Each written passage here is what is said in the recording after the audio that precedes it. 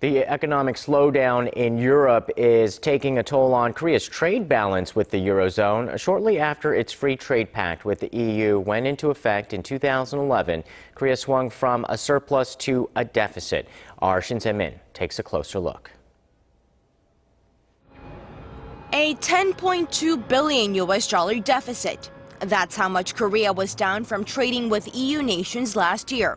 Korea's exports, the world's single largest economic bloc, reached over $50 billion, while its imports topped $60 billion. The deficit trend began after the Korea-EU Free Trade Pact took effect in 2011. The following year, Korea suffered the first deficit in 15 years in its trade with Europe, with a shortfall of $970 million. And it rose to $7.3 billion in 2013. The reversal in trend is attributed to the fragile European economy. The situation is so desperate that the European Central Bank recently decided to pump $68 billion every month into the economy to prevent it from completely grinding to a halt. On the plus side, lower tariffs meant a surge in European exports to Korea.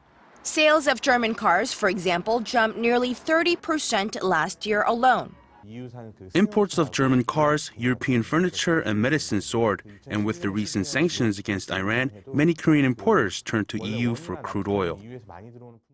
Although most Korean exporters suffered from a slow economy in Europe, shipbuilders were the hardest hit. Korean shipyards saw their deliveries to Europe tumble 50% from $12 billion in 2011 to $6 billion last year. While overall demand is suppressed, Chinese and Japanese shipbuilders have offered cheaper prices to snatch orders from their Korean rivals, taking advantage of the Korean currency's appreciation. He added that the trend of slow exports to the eurozone is likely to continue, at least in the foreseeable future. Experts say that although the gaping trade shortfall is largely due to chronic economic slump in Europe, Korean companies will have to step up efforts to make their products more attractive to European consumers in terms of price, quality, and branding. Shin Se-min, Arirang News.